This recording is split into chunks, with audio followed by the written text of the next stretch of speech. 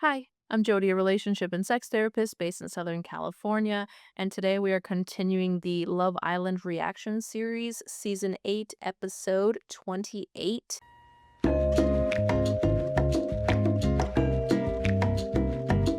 We just had 5 people who left the villa. We had Caleb and Jaden, Gal and Amora, and Jen got voted off first individually when she did not get chosen by Gal to match up. Basically, everybody else was in a legitimate couple, so we weren't surprised Gal and Amora left, and then it kind of came down basically to whether it was going to be Dylan and Kenzie or Caleb and Jaden. As I talked about in the last video, not surprised that it was Caleb and Jaden. One, Caleb is a newer guy, more so than Kenzie, who's an OG.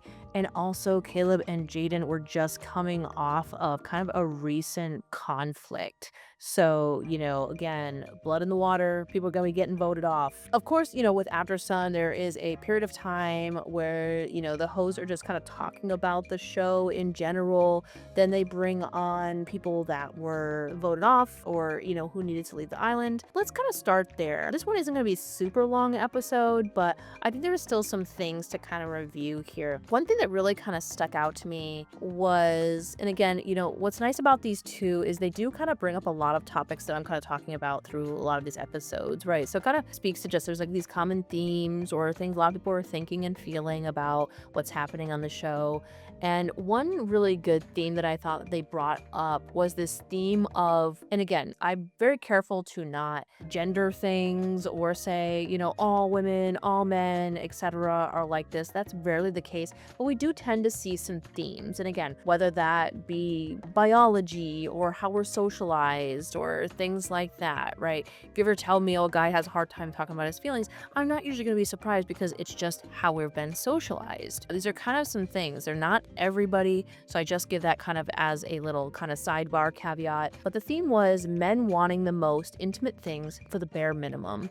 And of course, like with this, they were kind of talking about Casey and some of the things that happened with him, talking about Anaya being a grandma and complaining that he wasn't really getting any intimacy from her. And, when you watch the show and it shows, everyone going to bed together, and there's a lot of intimacy. Like almost all people are like cuddling and making out, etc. And I'm not saying that they didn't cuddle, but there definitely seemed to be more of a lack of like physical intimacy. And, for a lot of men, that is one of their love languages. So it's understandable, but you're on a show where you're really not committed. You don't know what's going to happen. You're building trust. You're having a good time. You're already kind of getting some of this like making out and sexy time to some degree, like during the challenges. So I get people being a little kind of reserved with people that they're actually in a couple with or exploring, because you just never know. We're not fully committed to each other. They're talking more about KC, but this does tend to be a theme that a lot of women in particular bring up. We are definitely in a generation where physical intimacy has moved a lot faster, right?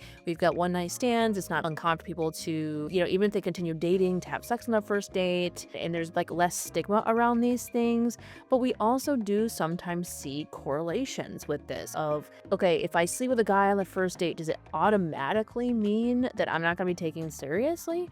No, there's definitely, of course, those cases where people sleep together on the first date and they go off and end up getting married at some point in the future, right? Totally possible. But there is also a common theme of, at times, like, how am I being viewed if I gave it up too early, or men not being honest about their intentions and kind of saying they want a relationship, and then as soon as sex happens, oop, now we're getting ghosted. These are definitely things that do come up that again, you hear me say this a lot, doesn't necessarily mean cause and effect, but there are some correlations and things to take into consideration. I think that kind of came up with Zach and Kata, like where when they end up having sex in the hideaway, like it actually brought them really closer, but that almost made it even more of a betrayal, right? When then Kata's seeing these videos or whatever of Zach kissing another girl in Casa. It's almost like that dagger gets even sharper. It causes more damage because now we've already increased our intimacy. And that's kind of what the whole point of the show is about, is like to really test these things. So I think that was really important to bring up because it is a component of it,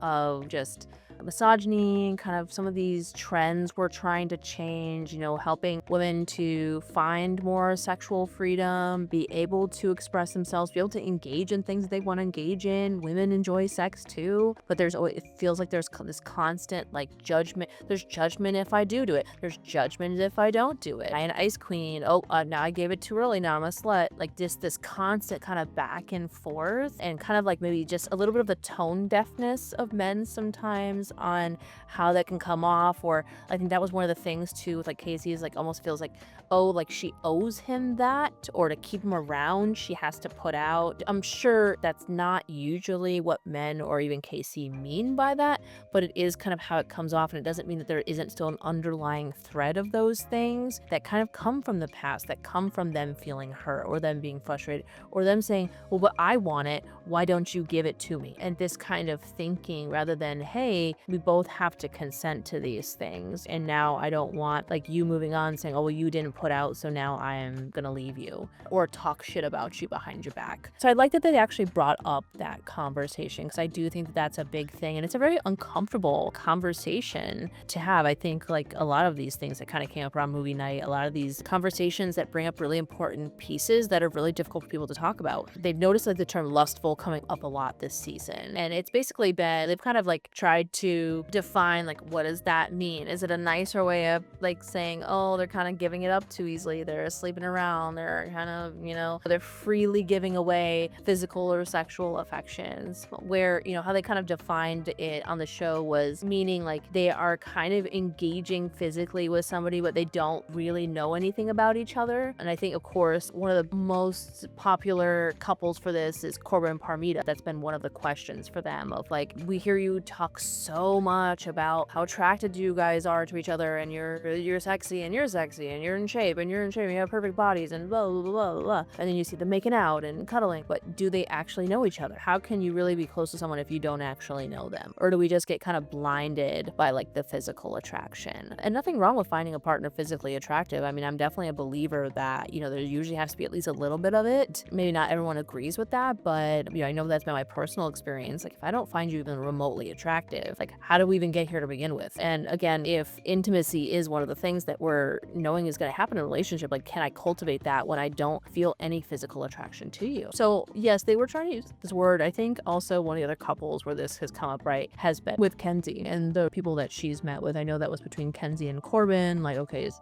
a real relationship, like when she's kind of like avoiding this guy Caleb who's really showing her a lot of affections. And then same thing, like I think she said at one point, like, a kiss is like a handshake, and they're like, oh, I don't know if we should be saying that. Like, that feels a little more private, or like most people aren't going to be comfortable with you kissing everybody. And, would that still happen in a relationship, or is that just on the show? And this has been, a point of contention with her and Dylan, right? Because she's like, okay, same thing. Dylan is Caleb 2.0, and then we've got Gall. Even though Kenzie was never matched up with Gall like she was with Corbin, there's still this like, okay, like, you've got this really nice guy, why do we keep needing to, move on? Kenzie can say, oh, I felt a certain way, or like once I talked to Gall or whatever, like I felt better about Dylan, but then it's like, well, that doesn't really make any sense, because then you still continue to do it. And so again, this is what they're kind of referring to when they're talking about like this lustful kind of behavior of like, is it authentic or does it feel kind of forced? And like, that's all we're kind of seeing. Like, we've just got these kind of rose-colored glasses on, and like, we're not really actually getting to know somebody. It's kind of reminding me of Too Hot to Handle, I believe it is.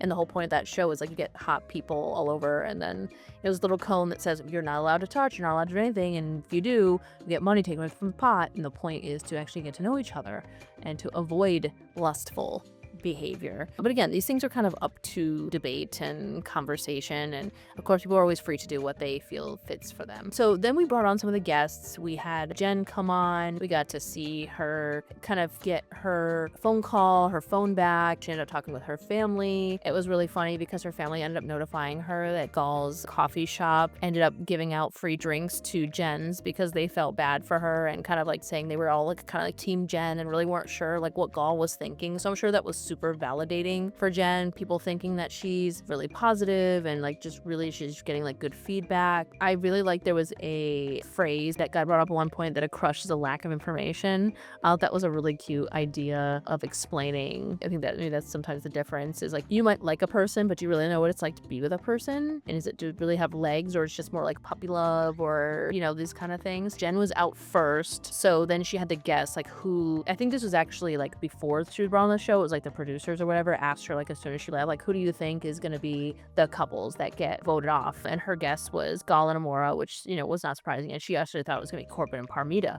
So we know that that ended up actually changing or not being accurate. Then we ended up getting Caleb on. Caleb, same, very positive response. Ended up calling his mom, which was really cute. He was saying that he talks to his mom a lot about things before he kind of moves forward. And it's just very like family oriented. Caleb's kind of gotten a little bit of an interesting run, right? He started off chasing Kenzie, and Kenzie was just kind of like, meh, you know, he's kind of being yo-yoed around a little bit on that one. And then he did find Jaden, and so of course we don't know like if him and Jaden are gonna be continuing to date or what's gonna happen. So the host asked him, hey, like, was there anyone else in the villa that you were interested in? He ended up saying actually he was interested in Melanie, but of course he knew that her and Sincere had something going on, so he wasn't going to kind of go after that. But he does kind of regret maybe not pulling her for chats and seeing what was possible there. Maybe that would have been different. I mean, it probably would have been another situation like Kenzie, where I mean, she's just kind of choosing the person she's more drawn to and like the not so nice guy. He did end up saying that because he's the youngest sibling, that he does tend to also date older women, which is really interesting how these kind of family dynamics and things play out and like how these kind of things end up becoming a part of your personality. And then we had other people coming in, and there was nothing much of note for that part, but it was a really interesting just to see so many people come out. But yeah, so I don't need to go over everything, but we'll see where it goes in the next episode.